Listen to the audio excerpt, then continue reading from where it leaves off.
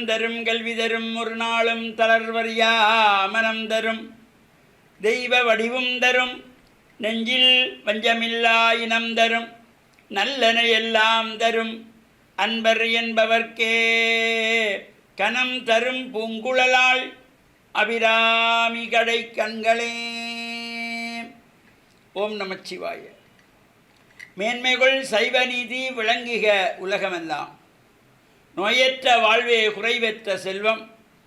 அந்த நோய் நொடிகள் இல்லாத வாழ்வு இந்த உலக மக்கள் எல்லோரும் வாழ வேண்டும் என்று கலியுகத்தின் காந்தமலை யோதியாகிய சபரிமலை சுவாமி ஐயப்பனுடைய திருவடிகளை சிறந்தாழ்த்தி டான் தமிழொலி ஓம் தொலைக்காட்சி நேயர்கள் அனைவருக்கும் சர்வதேச இந்து மத குருபீடம் அகில இலங்கை சபரிமலை ஸ்ரீ சாஸ்தாபுரத்தின் சார்பில் இனிய வணக்கங்களும் நல்லாசிகளும்.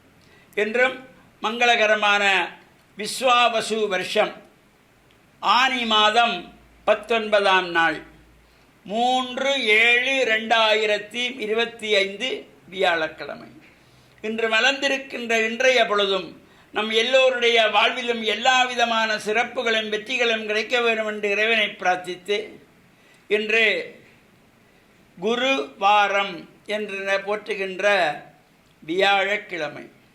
நாம் இந்த வியாழக்கிழமைகளிலே விரதம் இருப்பவர்கள் ஆசாரசீலராக ஆலயங்களில் சென்று இஷ்ட தெய்வங்களை குலதெய்வங்களை வழிபாடு செய்து பின்பு நவக்கிரகங்களுக்குள்ளே இந்த குபேர திசை என்கின்ற வடதிசை நோக்கி அமர்ந்திருக்கின்ற வியாழ பகவான், இந்த வியாழ பகவானுக்கு மஞ்சள் பட்டி சாத்தி மஞ்சள் மலர்களாலே அர்ச்சனை வழிபாடுகள் சேவித்து கொண்டல் கடலை நிவேதனம் வைத்து பிரார்த்தனை செய்வது.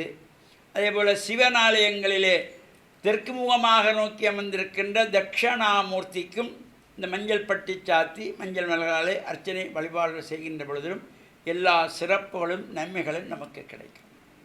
நாம் பொதுவாக இப்பொழுது இந்த ஆனி மாதத்து உத்திர நட்சத்திர மகோற்சவங்களெல்லாம் நிறைவு பெற்று இன்றைய தினத்திலே சில ஆலயங்களிலே திருக்கல்யாண உற்சவம் நடைபெறும். சிவன் பார்வதிக்குரிய திருக்கல்யாண உற்சவம்.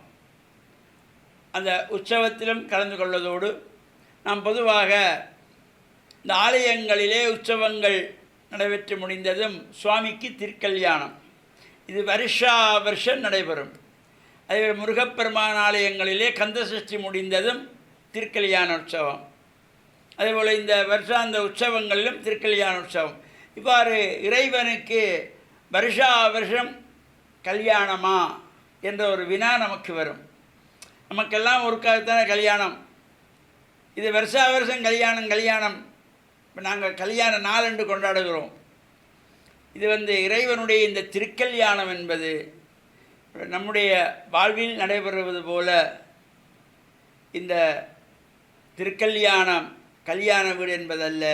இறைவன் அண்ட சராசரங்களையும் ஆளுகின்ற இறைவன் அகிலாண்ட கோடி பிரம்மாண்ட நாயகி ஆகிய பார்வதியை இந்த தேவியை திருமணம் செய்து கொள்வதற்கு காரணம் உலகிலே உள்ள அனைத்து மக்களுக்கும் அனைத்து திருமண வயதிலே இருக்கின்ற பிள்ளைகளுக்கும் திருமணங்கள் நடைபெற வேண்டும் என்பதற்காக இறைவனுக்கு நாம் திருமணம் செய்வித்து பார்ப்பது, இறைவனுடைய கல்யாண காட்சியை பார்ப்பது, அந்த அலங்கார கோலத்தை பார்க்கின்ற பொழுது எங்களுடைய வீட்டிலும் எங்களுடைய பிள்ளைகளுக்கு இந்த திருமணங்கள் நடைபெற வேண்டும் என்று பிரார்த்தனை செய்து கொள்வது.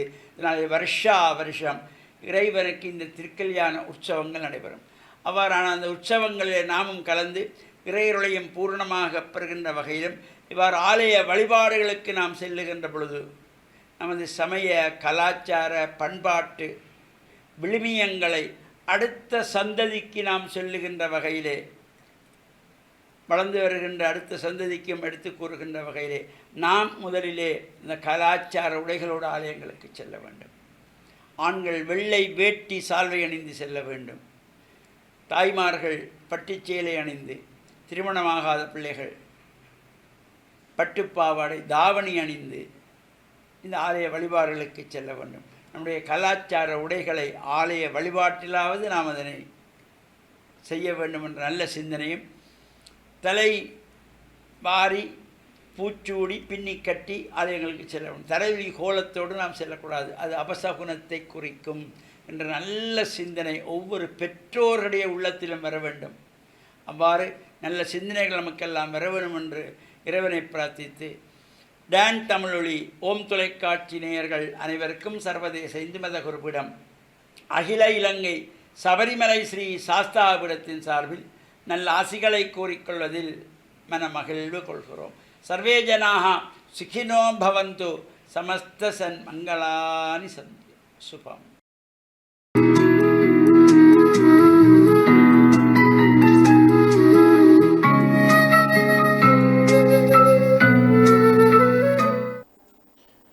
இறை இயேசுவில் என் அன்பு நெஞ்சங்களே, கிறிஸ்தவ நற்சிந்தனை வேளையிலே உங்களை சந்திப்பதிலே பெருமகிழ்வு கொள்கின்றேன். ஆண்டவர் இயேசுவினுடைய போதனையில் போலி இறைவாக்கினர்களை பற்றி எச்சரிக்கையாக இருங்கள் என்று கூறுகின்றார். போலி இறைவாக்கினர்கள் எந்த துறையிலும் ஒரிஜினல், டூப்ளிகேட் என்று இருக்கும். உண்மையானது, நல்லது அல்லது போலியானது என்று. இவ்வாறு மக்கள் மத்தியிலும் எங்களோடு அன்பாக நட்பாக பழகின்றவர்கள் அல்லது எங்களுடைய வழிகாட்டிகளாக இருக்கின்றவர்கள் அல்லது எங்களுக்கு கீழே பணியாற்றுகின்றவர்கள் இந்த உறவாடல்களிலே பிரமாணிக்கத்தன்மை உள்ளவர்களாகவும் ஏமாற்றுகின்றவர்களாகவும் இரண்டு தரப்பட்ட மக்கள் அல்லது இரண்டு தரப்பட்ட நடத்தையாக நாங்கள் பார்க்கின்றோம். இதை இயேசு எப்படி புரிய வைக்கின்றார் என்று சொன்னால், நல்ல மரம் நல்ல கனிகளை தரும் என்று. அவருடைய கனிகளிலே இருந்து இவர்கள் நல்லவர்களா இல்லையா, அவர்களுடைய செயல்களிலே இருந்து நாங்கள் கண்டுபிடிக்கலாம். வாழ்க்கையிலே சில வேளைகளிலே நாங்கள் விவேகமாக இருக்க வேண்டிய கட்டாயம் உண்டு. நாங்கள் ஏமாற்றப்படாமல் இருப்பதற்கு தகுந்த விழிப்புணர்வு எங்களுக்கு இருக்க வேண்டும். கிறிஸ்தவ வாழ்விலும் கூட நாங்கள் சமூகத்திலே வாழுகின்றோம். பலரோடு சேர்ந்து இணைந்து நாங்கள் வாழ்கின்றோம். நண்பர்களாக இருக்கலாம் அல்லது எங்களுக்கு தொழில் தருகின்றவர்களாக இருக்கலாம் அல்லது எங்களுக்கு கீழே தொழில் செய்கின்றவர்களாக இருக்கலாம். பலவிதமான மனிதர்களை நாங்கள் சந்திக்கின்றோம், அவர்களோடு உறவாடுகின்றோம், அவர்களோடு உரையாடுகின்றோம், அவர்களுடைய அறிவுரைகளை கூட கேட்கின்றோம். போலி இறைவாக்கினர்களுக்குள்ளேயும் போலியாக இருப்பார்கள். ஆகையினாலே எல்லோரையும் நாங்கள் நம்பக்கூடாது என்பதென்றல்ல, ஆய்ந்து பார்க்க வேண்டும். ஏனென்றால் அவர்கள் எங்களை தவறான பாதையிலே வழிநடத்தி செல்லலாம். அவர்கள் தங்களுடைய சுயநலத்துக்காக அடுத்தவர்களை பயன்படுத்தலாம். அதனாலே அவர்களுடைய ஆலோசனை, அவர்களுடைய வழிநடத்துதல், அவர்களோடு இணைந்து உறவாடுதல் போன்ற இந்த விடயங்களிலே இவர்கள் சரியான பாதையிலே எங்களை வழிநடத்துகின்றார்கள், இவர்கள் எங்களுடைய வாழ்விலே அக்கறை கொண்டிருக்கின்றார்கள் என்று நாங்கள் விவேகமுள்ளவர்களாக கணிப்பீடு செய்ய வேண்டும். எங்களுடைய அறிவை, எங்களுடைய அனுபவத்தை, எங்களுடைய நம்பிக்கை வாழ்வை நாங்கள் மிகவே பயன்படுத்தி நாங்கள் மற்றவர்களோடு பேச வேண்டும், பழக வேண்டும், அவர்களோடு நாங்கள் எங்களுடைய நல்லுறவை ஏற்படுத்த வேண்டும். அதனால் தான் இயேசு கூறுகின்றார், போலி இறைவாக்கினர்களை பற்றி எச்சரிக்கையாக இருங்கள் என்று. சிலர் தலைமை பீடங்களிலே இருப்பார்கள், தங்களுடைய சுயநலத்துக்காகவும் தங்களுடைய லாபத்திற்காகவும் தங்களுடைய பதவி உயர்வுகளுக்காகவும் தங்களுடைய சௌகரியங்களுக்காகவும் மற்றவர்களை பயன்படுத்துவார்கள். அவர்கள் உண்மையானவர்கள் அல்ல, போலியானவர்கள். அதனால் நாங்கள் கடைக்கு போகின்ற பொழுது உண்மையான நல்லதா அல்லது போலியானதா என்று தேர்வு செய்கின்றது போல மற்றவர்களையும் நாங்கள் அவர்களோடு பழகுகின்ற பொழுது நாங்கள் நல்லவர்கள் போலியானவர்கள் என்பதை இனம் கண்டு அவர்களோடு எங்களுடைய உறவாடல்களை, தொடர்புகளை ஏற்படுத்த வேண்டும் என்பதுதான் கிறிஸ்துவினுடைய அறிவுரையாக இருக்கின்றது. ஆமென்.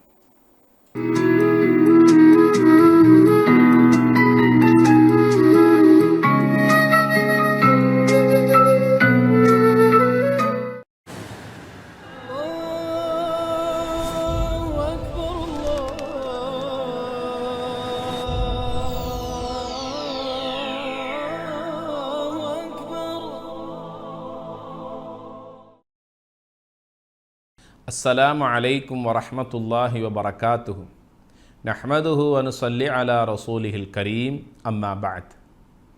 இறைவன் நமக்கு அளித்த அருட்கொடைகளில் ஒன்று நாவன்மை ஆகும்.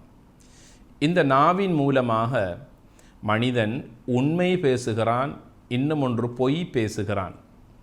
உண்மை பேசக்கூடியவர்கள் உண்மையாளர்கள் என சமூகத்திலே மதிக்கப்படுகிறார்கள். பொய் பேசக்கூடியவர்கள் சமூகத்திலே பொய்யர்கள் என அடையாளமிடப்படுகிறார்கள். எனவே நம்முடைய நாவன்மையை 4 மனிதர்களுக்கு பயனுள்ள விதத்தில் நாம் பயனளிக்கக்கூடிய ஒரு நாவாக நம்முடைய நாவை நாம் இறைவனிடத்திலே கேட்டுக்கொள்ள வேண்டும். நபிகள் நாயகம் ஸல்லல்லாஹு அலைஹி வஸல்லம் அவர்கள் தினமும் காலை நேரத்தில் இறைவனிடத்தில் இப்படி ஒரு அருமையான பிரார்த்தனையை கேட்பார்கள். இறைவா, பயனளிக்கக்கூடிய நல்லறிவை நான் உன்னிடத்திலே கேட்கிறேன். எனக்கும் அது பயனளிக்க வேண்டும், மற்றவர்களுக்கும் பயனளிக்கக்கூடியதாக அந்த அறிவை நான் உன்னிடத்திலே இருந்து பெற்றுக்கொள்ள வேண்டும். பயனளிக்கக்கூடிய நல்ல அறிவை நான் உன்னிடத்திலே கேட்கிறேன் என்று கேட்பார்கள். இரண்டாவதாக, உன்னுடைய அருட்கொடைகளுக்கு நன்றி செலுத்தக்கூடிய, மக்களுக்கு பயனளிக்கக்கூடிய நல்ல பேச்சுக்களை பேசக்கூடியதாக என்னுடைய நாவன்மையை தருவாயாக என இறைவனிடத்தில் நபிகள் நாயகம் ஸல்லல்லாஹு அலைஹி வஸல்லம் அவர்கள் இப்படியாக 2 முக்கியமான வார்த்தைகளை சொல்லி பிரார்த்திக்கக்கூடிய வளமையை பெற்றிருந்தார்கள் என்றால் இந்த 2லும் எவ்வளவு ஆழமான அர்த்தங்கள் இருக்கிறது என்பதனை நாம் புரிந்து கொள்ள வேண்டும். சமூகத்தில் இன்று பல பிரச்சனைகளுக்கு காரணமே மனிதன் பேசுகின்ற பேச்சுக்கள் தான். உண்மைக்கு பதிலாக பொய் பேசுவதும் புறம் பேசுவதும் மனித உள்ளங்களை தாக்கக்கூடிய அளவுக்கு கோள் சொல்லுவதும் இழிவான கேவலமான அசிங்கமான வார்த்தைகளை பேசுவதிலேயே இன்று மனிதன் தன்னுடைய நாவை பயன்படுத்தி கொண்டிருக்கிறான். நாவுக்கு ஓய்வென்பதே இல்லைதானே. மனிதன் எவ்வளவுதான் நோய்வாய்ப்பட்டு சோர்வடைந்து அவன் களைப்படைந்து ஓர் மூலையிலே உறங்கினாலும் மனிதனுடைய நாவு இப்போது பேசிக்கொண்டே தான் இருக்கிறது. அதற்கென்று ஒரு ஓய்வு என்பது கிடையாது. யோசித்து பேச வேண்டும், பேசியதற்கு பிறகு யோசிக்கக்கூடாது. மனிதனுடைய தரம் பார்த்து பேச வேண்டும். பேசுகின்ற நேரத்திலே கண்ணியமான வார்த்தைகளை, கனிவான வார்த்தைகளை கொண்டு இந்த நாவை கொண்டு நாம் பேசிக்கொள்ள வேண்டும். நபிகள் நாயகம் ஸல்லல்லாஹு அலைஹி வஸல்லம் சொன்னார்கள், மனிதனுடைய உடம்பில் 2 உறுப்புக்கள் இருக்கிறது. அந்த 2 உறுப்புக்களையும் அவன் பாதுகாத்து கொண்டால் அவனுக்கு சுவர்க்கத்தை பெற்று கொடுப்பது என் மீது கடமை என்று முஹம்மது நபி ஸல்லல்லாஹு அலைஹி வஸல்லம் வாக்குறுதி அளித்திருக்கிறார்கள். அந்த 2 உறுப்புக்களில் ஒன்று மனிதனுடைய நாவு, இன்னும் ஒரு உறுப்பு மனிதனுடைய மர்மஸ்தானம். இந்த 2 உறுப்பையும் சரியாக பயன்படுத்தி கொள்ளுங்கள். அவைகளை அனுமதி அளிக்காத விதத்தில் பயன்படுத்தக்கூடியவர்களுக்கு நரகிலும் வேதனை இருக்கிறது, உலகத்திலும் இழிவு இருக்கிறது என்பதனை வலியுறுத்தி சொல்லியிருக்கிறார்கள். ஆக மனிதனுடைய நாவு என்பது இறைவன் தந்த ஒரு அருளாகும். உலகத்தில் எத்தனையோ பல மக்களை பார்க்கிறோம். நாவிருக்கின்றவர்களெல்லாம் பேசுகின்றார்களா? இல்லையே. ஆக இறைவன் நமது நாவை நமக்கு தந்திருக்கின்றான் என்றால் அந்த இறைவனுக்கு நன்றி செலுத்தக்கூடிய நாவாக நமது நாவை நாம் பயன்படுத்தி கொள்ள வேண்டும். இறைவனிடத்தில் பிரார்த்திக்கக்கூடிய நாவாக நமது நாவன்மையை நாம் பயன்படுத்தி கொள்ள வேண்டும். மனிதர்களுக்கு பயனுள்ள விதத்திலே பயனுள்ள பல அம்சங்களை பேசக்கூடியவர்கள் நாவாக நமது நாவை நாம் பயன்படுத்தி கொள்ள வேண்டுமே ஒழிய அசிங்கங்களை பேசுவதை கொண்டு நம்முடைய நாவை நாம் பயன்படுத்தி விடக்கூடாது. சிரிக்கின்ற மக்களை அளவைக்கின்ற அளவுக்கு நம்முடைய நாவன்மையை நாம் பாவித்து விடக்கூடாது. சமூகத்தில் எத்தனை பல மக்கள் இன்று குழப்பத்திலும் கண்ணீரிலும் இருக்கிறார்கள். அத்தனைக்கும் அடிப்படை காரணம் மனிதனுடைய நாவாகத்தானே அடிப்படையாக இருந்து கொண்டிருக்கிறது. நபிகள் நாயகம் ஸல்லல்லாஹு அலைஹி வஸல்லம் சொன்னார்கள், உண்மையான ஒரு மனிதன் அல்லது உண்மையான ஒரு முஸ்லிம் யார் தெரியுமா? தன்னுடைய நாவினால், தன்னுடைய கரத்தினால், தன்னுடைய செயலினால் மற்றவர்களுக்கு இடையூறு கொடுக்காதவனே உண்மையான முஸ்லீம் என்று ஒரு முஸ்லீமுக்குரிய அடையாளத்தை, இலக்கணத்தை இந்த சமூகத்தினருக்கு சொல்லி காட்டியிருக்கிறார்கள். எங்களுடைய அயலவர்களில், எங்களுடைய மக்களிலே சிறந்தவர் யார் தெரியுமா? மனிதர்களில் சிறந்தவர் அயலவர்களோடு நல்லுறவை பேணக்கூடியவர்கள் என்று சொன்னார்கள்.